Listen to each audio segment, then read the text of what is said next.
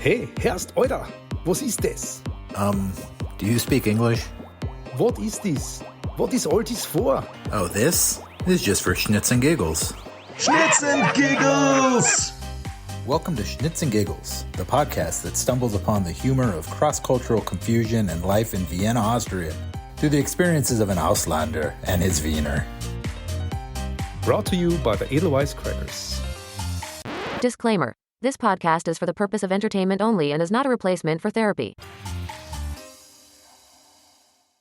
All right. Well, welcome back to another episode of the Schnitz and Giggles podcast. Guten Hallo. Guten Hallo. Today, we're going to do something a little bit different than we've done in the past, Lucas. Oh. And I was thinking, we're setting ourselves up as experts in living here in Vienna. Mm. Yeah, to help people with advice. That's us, absolutely. Right. Yeah, and we know we're the experts, of course. Of course. But maybe our listeners don't know that. We haven't yet established our credibility. You got a point there. As to maybe why you would be the expert of local knowledge just because you were born here. Yeah, I mean, what is that? Yeah, really? there's a lot of people that are born here that don't know a thing. Sorry, everybody. Sorry, probably not our listeners, of course. No. But one of the ways I thought we could do this is by running you through a little quiz about Austria. All right. To see if you truly know these things. Well, that would be interesting for me to find out too. Yeah, this could be the end of our podcast. This could be the end of my citizenship. Oh, well, we won't publish this one if it goes poorly. So if you're not hearing this, it's because Lucas did really poorly on this quiz. Now we'll find out. Okay. I'm utilizing a quiz here found on the internet. If you want to play along at home as you listen, you can find this at wanderlust.co.uk. Wanderlust. /content/Austria-quiz/. Not a sponsor. We're just wanted to give them credit since they have put together this wonderful quiz. But question number 1 for you, Lucas. Okay. How many states are in the country of Austria? There's 9 states. There are 9 states. Ding, ding, ding. Yeah, 9. You are correct. The number 9. Oh, the number. Not the no 9. Oh, you thought there were no states? I There's refused. no states? There's no states. I refuse to answer this question. One country. Okay. No What is the name of the cathedral in Vienna's historic center? Well, that's the one and only Stephansdom, or Right. also said. I was hesitating. Your pause made me. It was a dramatic pause. Very dramatic. I thought you were going to get it wrong, but in fact, you have gotten it correct. It's St. Stephen's in English and Sankt Stephan in German. Correct. Okay. In which city will you find the Goldene Stachel? Goldene Stachel. Yeah. That's also famous. It is famous. It's found in Innsbruck. It is found in Innsbruck. Do you know what state Innsbruck is in? Throw back a question at you. Tirol? Yeah, very good. Ding, ding, ding. Ding, ding, ding. I get an extra. This isn't about me. This isn't about me. You still get a point. I mean, come on. Okay, so the next question, kind of funny. You can't see what I'm saying and why it's so funny to me. But the question is, don't answer it yet. Okay.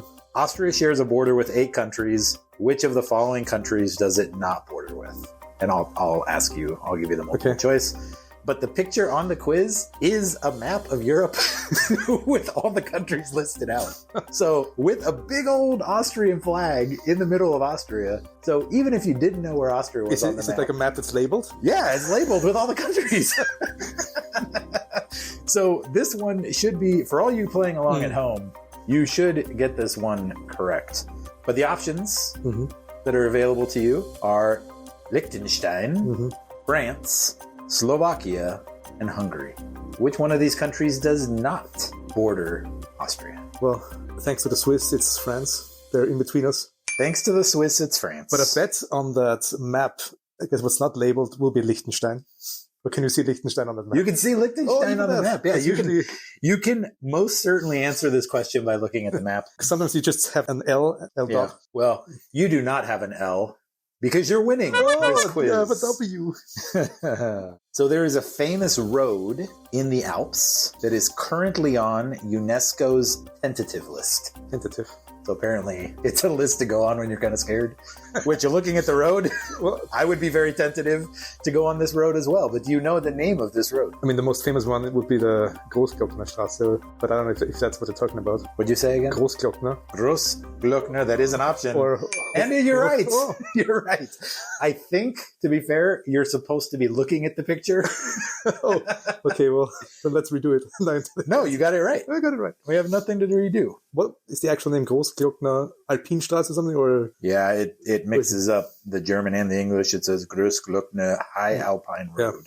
Yeah. Okay, so the next picture, actually, you could probably, I'm going to give you a chance to get this right. Is it a picture of you?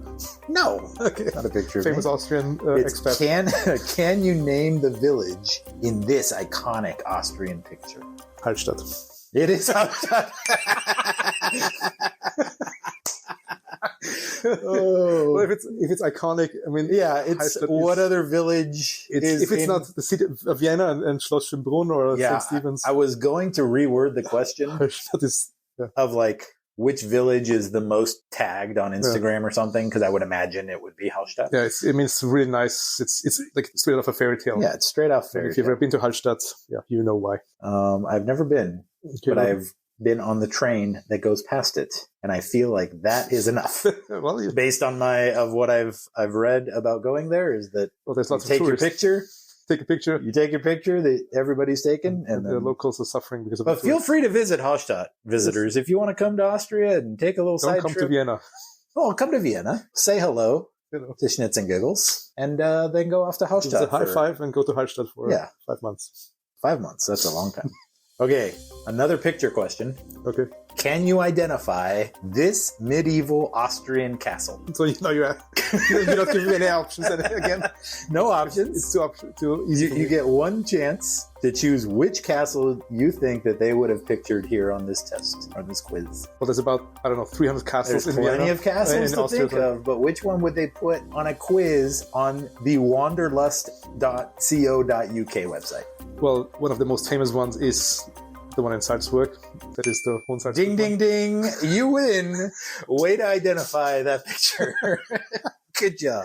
Well, okay. All right. So now we're moving away from the picture questions. Yeah, because those were really too hard for me. But we're staying in Salzburg. Well, that's a good tip. Which famous composer was born in Salzburg in 1756? Was it Eminem? Well, let me try again.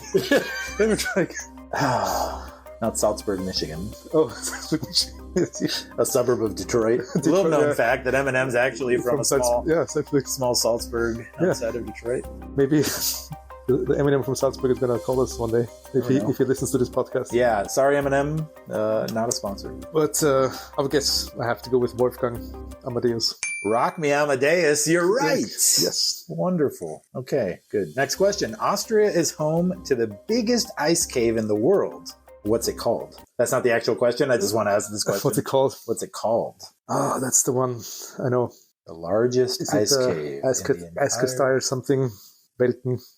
It's Eis Riesenwelt. Eis Riesenwelt, yeah. That's okay. But that wasn't the question. Oh, yeah. So you didn't get it wrong, even though you were wrong. Okay. The question is, how big is it? Do you want a multiple choice on this one? Or is it bigger than M&M or? Yes, give me multiple choice. Okay. Either 12 kilometers, 21 kilometers, 33 kilometers, or 42 kilometers. Here, I just have to take a guess. It sounds like it. Yeah, 21. 21, he guesses. He's wrong. Oh, I didn't know either. I had to wait for the green to come up and tell me. It is, in fact, 42 kilometers, the largest number available for the largest number. Okay, so what is next question? I slipped on that ice. Oh, you slipped on this question. Oh, moving on. Yes, quickly. Which of these dishes, I'm not going to give you the options. What is the name of the dish that is often named as Austria's national dish? Is it maybe the one that has something to do with the name of our podcast? Which of these dishes is often named as Austria's national dish? Are you going to give me some multiple options now or not? No, I wasn't going to give you any options. I thought you were going to name this lickety-split. I mean, there's the Schnitzel, of course, to go to, but there might be others as well, because we have more than Schnitzel. Let's go with others. Let's try others. Hint, hint. As in just a regular meal type of. Yeah, just Dish, a meal that you would order at a restaurant. There's the Schweinsbraten. There's Kaiserschmarrn. I'm just There's. What you waiting because you for? haven't even hit any on the multiple choice. This was, to my understanding, the favorite meal of the Emperor Franz Josef before he tried the Frankfurter. Oh, I thought I was going to say Frankfurter No. because I've heard an episode about that. yeah, callback. Callback, yeah. Before the Frankfurter, there was even. Something you really enjoyed to eat. Yeah, I mean, what do you. This is about your my Kaiser. oh, taking far too long on this. Yeah, it's probably. Do you want options? It's going to be obvious. Okay, here's the options. Yes. Rosti, Mm-hmm. fondue, sauerbraten, Tafelspitz. Okay, well, Tafelspitz is definitely Austrian. That's the answer. Okay. Man. But I was going to the. that is a hard, like, is it really Austria's national dish? Because, I mean. Like I said, the Schnitzel is way more famous, Sure. but I would guess what they could be getting at is that it's hard to get a Tafelspitz outside of Austria. Right. Yeah, you can get a Schnitzel in Germany, Yeah. get a Wiener Schnitzel. Some would say you're not really getting a schnitzel in Germany No. with all their sauce. No, what they're doing with the Schnitzel there is sometimes a crime considered from Whole Austrian different. perspective, but that's a whole different Whole story. different episode. Mhm. All right, moving on. Which small village hosts the List Festival? List small village. Which small village? Okay, List festival. That's I'll give you options. okay. Give me options. I'll give you options. Kufstein, Zell am See, Reidling, Bad Gastein. Bad Gastein. Bad Gastein. Bad Gastein. Bad Not to be confused with good Gastein. No, but it's good. Guess. So, List. He was a composer, right? Or you would know. Sure. Sure, I mean, whatever you say. there's a picture of a dude in front of a building, Yeah. so yeah, maybe Maybe Reidling. It is indeed Reidling. Mm-hmm. Yeah, well done. Because I've heard that before. Okay. Which town in Austria was added to UNESCO's Great Spa Towns of Europe list in 2021? Oh, Breaking news. breaking news. everybody. That's this pretty is- recent. Yeah. Spa. Do you want options?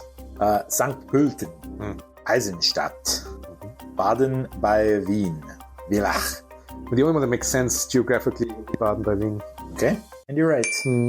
And it has the Baden. Baden, name. yeah. That's but maybe that could have been a distractor. What I was gonna go for is I thought this was already part of the UNESCO World Heritage because it's that famous. So I thought maybe like years and years ago they would have already added it. Oh, apparently it's a recent addition. Because that if you had told me give me one name, I would have given you that name. All right, another picture. Okay. What is the name of this waterfall? Oh, It's Austria's highest. Himmler Wasserfälle. Krimmel, Wasserfälle. Yes. Wasserfälle. It's in English. So what is So I had to listen to what you said. You're correct. Yes, you're correct. It's as a matter of fact, I think it's even the highest of Europe. Oh, all right. The oldest mountain huts in Austria, called Jagdhausalmen, too many, Jagdhausalmen, can be found in which national park? That's a very specific question. I think I've been to a spa more recently than I've been hiking. Then to an old mountain hut. To an old mountain hut, yeah. All right. Well, They're beautiful, of course. I can give you some options. Give me options. All right. Gesäuse National Park, Kalkalpen National Park, Hohe Tauern National Park, Donauauen National Park. It definitely couldn't be the Donauauen because there's no mountains there. No mountains near the Donau. But the Hohe Tauern has old history, so I mean the others maybe too. I just like the Hohe Tauern. I enjoy Okay. that. Hohe Tauern. You're correct. Oh. Well done. Well done. Thank you. Okay. 2 questions left. We're almost at the end, I'm pretty everybody. exhausted already. Yeah, this has been a tiring quiz. What is a Jause? What is a Jause? Yeah, what is a Jause? I thought there was something else. You thought I was curious? I was thinking if you want to have a Jause because it's still a snack in between. Usually, could be between breakfast and lunch or in the afternoon. Would you say it's a daily afternoon coffee break? Can also be, yeah. But even you say that it is some kind of break, like a coffee break, but could also mean like a snack for students in school. Okay, so You would also have Jause at 10 o'clock in the morning. That's fine. So the option I have is a daily afternoon coffee break. Yeah. And that's It could correct. pretty much be part of your daily routine, as in breakfast, Oh. lunch, Jause, and then dinner. So that would make sense. All right. Okay, final question. True or false? False. We're ending it. Okay. I thought you were saying final question, true or false? We only have one more question. Okay. Okay. Austria has beaches but doesn't have a coastline. Yes. True. True. Find the word. All right. Find a word. True. It is indeed true. Okay. So you got 15 out of 16. Well, which does that make me Austrian now, or? It says sehr gut, which means very good. Dankeschön. Just reading it. You got 15, which means you know a thing or two about Austria. It actually means you know 15 things about Austria, to be specific. And then it asks, where will you go on your next adventure? Only time will tell, I suppose. All right. Well, so I guess we've confirmed your credibility as an expert in some things Austria.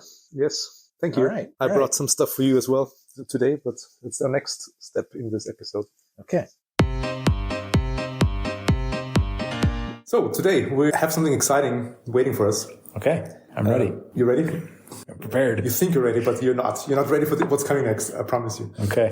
Because with modern technology, there's so many great things happening right now. There's artificial intelligence. Yeah, I've heard of it. And what we're going to introduce today is something the world has never seen, never heard before. Because there's a little something called the Austroficial Intelligence. Oh boy, Austrian Intelligence. I have not heard of this yet. Yeah, see, it's breaking news. It's AI. Okay. Very Austrian specific. Yeah. That's why it's Austroficial Intelligence. Okay. And it works like this. We can ask it questions. And I thought, since these apps and these devices, they're so smart, we might ask it for a suggestion. But you can have like a short conversation with it. You can ask all kinds of things. Okay. And we'll just have to see what happens when we talk to it. Just have to address it. Okay. So you have this thing loaded up. Should we try this? Yeah. Is it on? Is it on? Yeah, I pulled it up. It's there. Okay. So if I just, I have to prompt it somehow, like I have to ask it a question and then hopefully it's going to respond. Okay. I haven't tried it either. All right. This will be exciting. Yeah. Super exciting, yeah. So Austroficial Intelligence, could you maybe introduce yourself to us? Yeah, hello, I'm the Austrian Intelligence. I'm brand new and I'm here just for you. Oh, Austrian Intelligence. Can we call you UI? Well, you could, but then you'd be wrong. Oh, so what do we call you? Call me by my name, Austrian Intelligence. It's so hard to say, sir. Are you sure you don't want to be referred to by something easier to say? No way around this. Oh, it's impossible. That's really impossible, it seems. Okay, well. But how can we use it? It seems stubborn. It's obviously, it's very Austrian. Pretty Austrian, that's what it is. But no way around that. How about, we need a topic for today, so maybe we'll ask it for some suggestion. Yeah, I guess it's probably a little bit more creative than you are. Probably. It has all the data of Austria stored in. So let's ask it another question. Okay. Austroficial Intelligence, give me a suggestion for some Austria-related topic that we could talk about on a podcast. So the best suggestion for Austrian Intelligence is the following word, Nazi. Oh my gosh. Okay, that was unexpected. Wow. Okay. Can we ask him to maybe choose a different topic? Or ask it for some unrelated, like non-Austrian related topic. All right. All right. Austrian-official Intelligence. Thank you for that last suggestion. Maybe is there a topic that is unrelated to Austria that you could give to us? An unrelated topic that's not related to Austria would be space. Okay. Yeah. Space is very general, like. Yeah. Okay, let's ask it. Okay, Austrificial Intelligence. Could you put those two words together for us and make it a theme and a topic for our podcast? Oh my goodness, I'm not ready to talk about this. Do it. The suggested topic is Space Nazi. Oh, I was worried about this.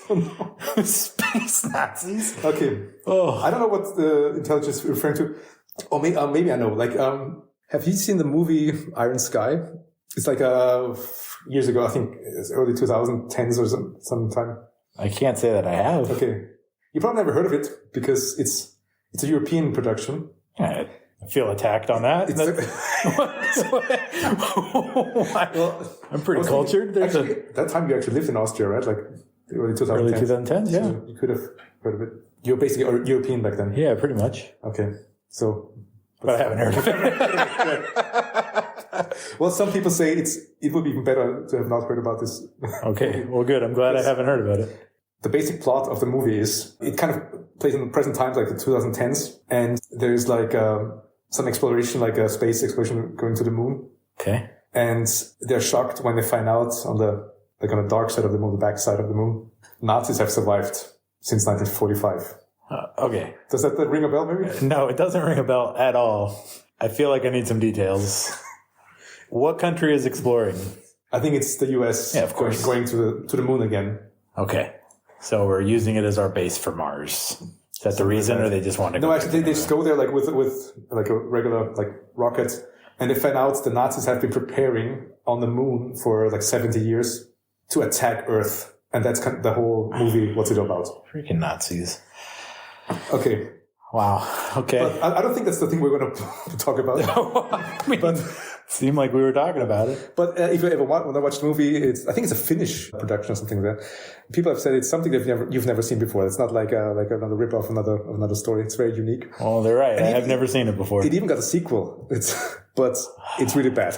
But wow. Okay. Did you know that the voice of an actual Nazi is traveling through outer space? I'm not kidding. No, I'm not kidding.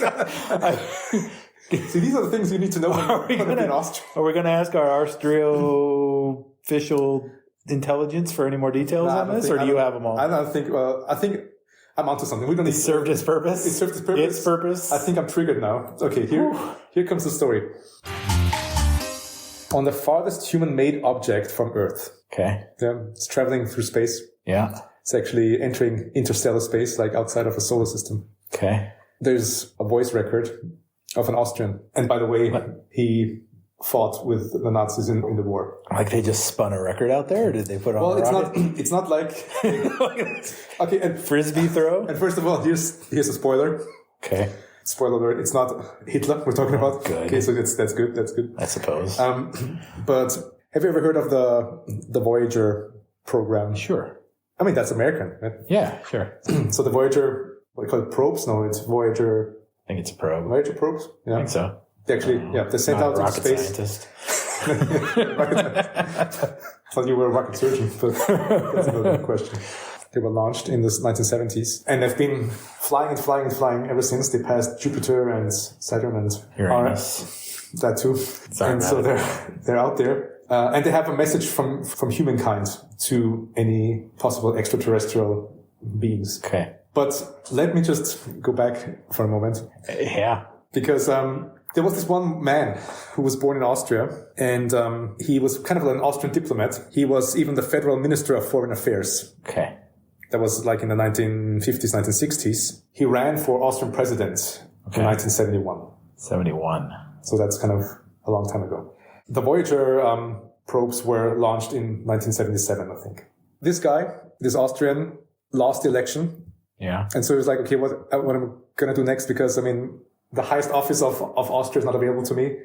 But he still was, okay, I'm going to go for a step further. And eventually he became the Secretary General of the United Nations. Wow, okay. So that's pretty good. For him, yeah. Good thing for him, yes.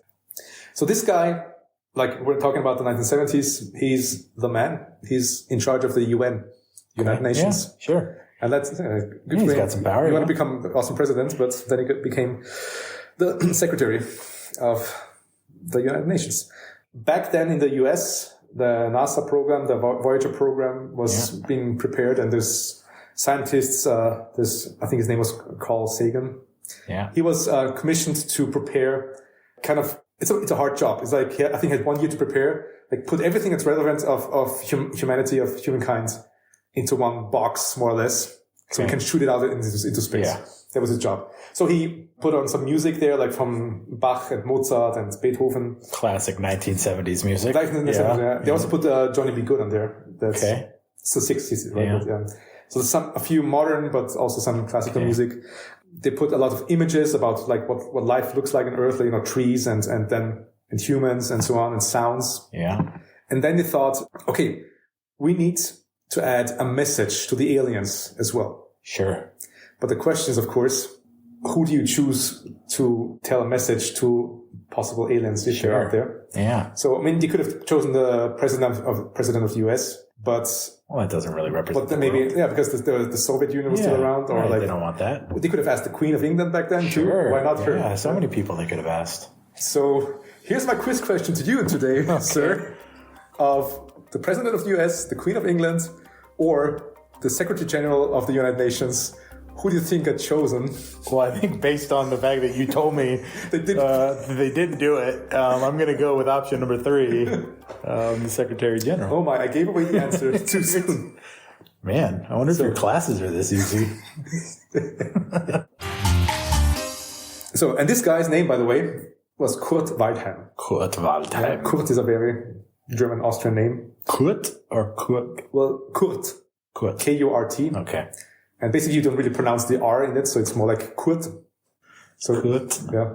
All right. I mean, you can say Kurt, but that's a little over the top. Seems silly. Seems silly, yeah. So Kurt Waldheim, that was his name. So he basically has a spoken greeting on these records. They're like golden records. I think they're copper, like covered with some gold. What language was he doing this? He was doing it in English, though, because it was kind of still the international, like UN language, I guess. Yeah. It should be in German, right? Like this could be more. I mean, more frightening. Should be in Alien. Alien, yeah. I guess we don't know what language that is yet. Yeah.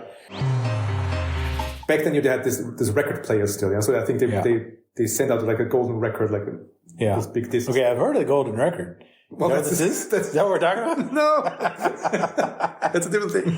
Oh, okay. That's a different thing. Different thing. Yeah, it's the one thing you win. You do not blast it out into space. No, like they actually made the record out of gold. No, I thought you were saying like golden records. No, not like the like platinum and gold. Platinum and gold records. No, I meant like this record. Okay, well then you heard of it.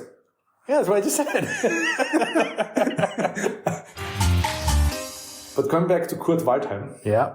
Yeah, that's a pretty nice achievement for your CV, right? Sure. I mean, I don't know what other job he's shooting for, but... Yeah. Well, glad that you asked. And he's like, oh, there was this idea that I had earlier in the 70s, the thing with President of Austria. Right. So he tried that again. Oh, so he took a little step back. So he took a step back, but... Yeah, but he's got more experience. He's got more experience now. So maybe... And that was a really good advertisement of him because you're the former UN Secretary General of the UN, being president and being like connected internationally, like, and super diplomatic competence and so on and so on. That was really great. So he stepped up and he won the election. Okay. However, the day after, they kind of decided that he should become the candidate. Like some newspaper article came out and uncovered that he had been part of the Nazi army. Of course he was. Back in the war. Yeah, it was that generation. He was a young man back then. How does it just come up? Well, that's the thing. He was, maybe that was his mistake. He had just released like an autobiography. He told everybody. So he basically told, and the thing is, how'd you guys figure this out? He told everyone, and he kind of dismissed the years like the late 30s and the early 40s. Oh, just a missed chapter. It's like, oh. And so that was the one thing where journalists start digging deep. It's like, why are there so many gaps and so many things that are unexplained? So they found out he was actually not a really high-ranking officer, but he was kind of a somebody in the Nazi army. But he wasn't just a poor kid who had just gotten pulled into the military. Not just like a soldier, like bought No. Like I said, he had some diplomatic background even. He spoke a couple of languages. So they used him more in the southern region, like the former Yugoslavia area. Yeah. That's where he was stationed. But he had more like of a desk job. Okay. So he was never really, they could never prove that he actually killed someone. Okay. However, when I say desk job, it kind of meant that he knew a lot of those things that were going on. Right. Very well documented. That kind of, a lot of things coming across his desk. Yeah. So that was the pitiful thing that he kind of was like, I don't really know if I kind of forgotten these things. Or I don't want to think about these anymore. So this was actually very famous back in the 80s. So we're talking about, he was elected in 1986 as the Waldheim affair. And only a couple of years ago, there was a documentary released. It's called The Waldheim Waltz. Oh, clever. Yeah, so clever. Yeah. And the funny thing is, funny, not to say, no, Funny is not the right word for it. Well, But English isn't your first language. It's fine. that's funny. Well, What Waldheim was claiming, he's like, he got wounded in 42 and was just released from the army. That's kind of his story. But then, I mean, that was true, but he got re-enlisted later on. And so he was actually in the war until 45, until it ended. yeah, So his political opponents, they of course liked that. sure. Because they're like, hey, we can't vote a Nazi. Yeah, to nobody be wants a president. Nazi. Who wants that? Yeah. Like, Well, so we can't have sadly, that. some people do, but Well, the point is, there was this campaign against Waldheim going on then in the pre-election times. And the problem that the political opponents did not consider was, I mean, basically the majority of the people alive back then were the war generation. Yeah. The ones who have been through the war. so they're voting. So, and they're the voters. Yeah. And so once they kind of tried to ridicule, I mean, or even, like get rid of Waldheim altogether, his counter campaign was, they call it jetzt erst recht. There's like now more than ever. Yeah. Oh boy. And so they leaned into the they leaned into Nazis. the thing, because most of the time he was like more like a symbol for this war generation Yeah. and standing up straight. And he was always saying in public, I was never pro-war, but I just had to fulfill my duty. Otherwise I would have been executed. And this, of course, connected well with the population in Austria Yeah. and made him the Austrian president. And that's how history played out. Although, I've got to say, other than this golden record floating in space and maybe chances of connecting with aliens in the future. Yeah, this story really took a turn. Yes.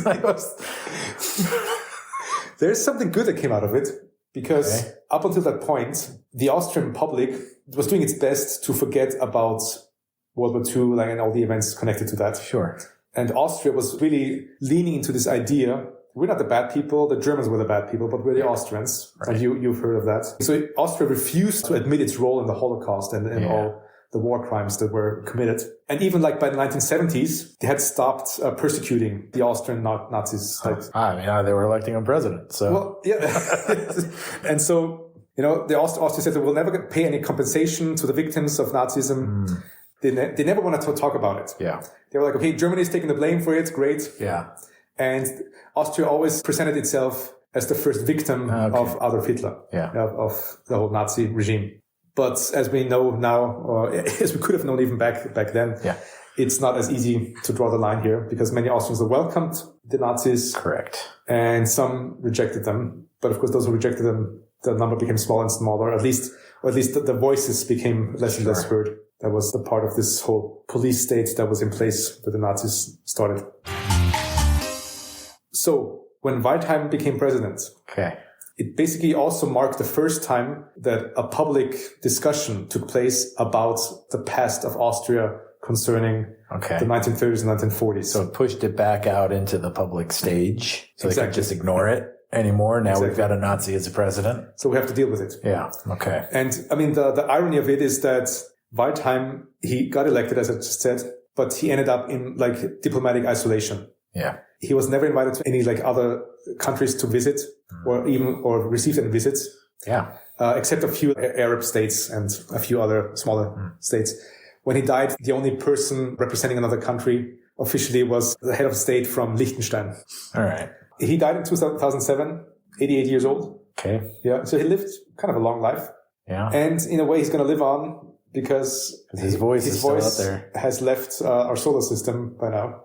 Man, I'll tell you what, like in 1,000 years, maybe less, with all the alien talk, they come back and they're like, where's Kurt? Yeah, they're like looking for like, we looked into this guy, we really like him. Man, I hope the aliens aren't Nazis. Gosh. What a great way to end this episode. Yeah, wow. Yeah, I hope the aliens aren't Nazis. That'd be the worst. But the whole history of Nazis in Austria is a very troublesome, and we just scratched the surface here. Yeah, I thought we were going to avoid it as long as we could. Thanks a lot, Austrioficial Intelligence. That's the old mindset that you have. Avoid it as long as you can. Ouch. So you fell for the trap. Ouch, fell for the trap. Yes.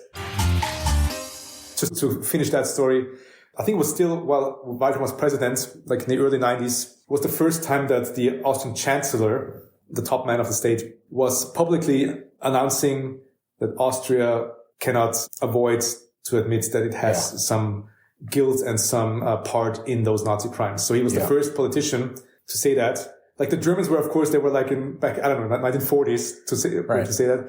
In Austria, it was the 1990s. Yeah. That's how far behind the Austrians were in admitting those things. But ever since then, lots of things have changed, and they tried to make amends as best that they could, like talk about restitution of property. Still, to this day, justice has not been done for everyone, of course. No, not at all. But the mindset has shifted ever since. And in a way, we can thank Kurt Waldheim for that, although it was not his intention. But he actually made history, but he's not very well known amongst in the history lessons, I don't know, worldwide, you don't hear much about him. But the world would be a different place if it wasn't for him, because this Waldheim affair is still to this day is called the most sensational of all post-war Nazi scandals. Wow. So there was never anything that was more shocking to the world. Well, sure, because I guess most of the post-war Nazi scandals, if you will, or news events were Nazis dying. Yeah. So that's about it, seems right? Surface level. Yeah. Great news. But for a guy to still be involved, active in politics, that would probably shake, the thinking that we were past that. If you were watching the news in 1985, 86, Austria would have been... I'm sure we both were. International. Yes, sure. But Austria was on the news a lot these days. Yeah. And it got to the point where the Austrian chancellor back then said, we're not going to have the world tell us who we should elect for president. Oof. Because the media was putting on so much pressure.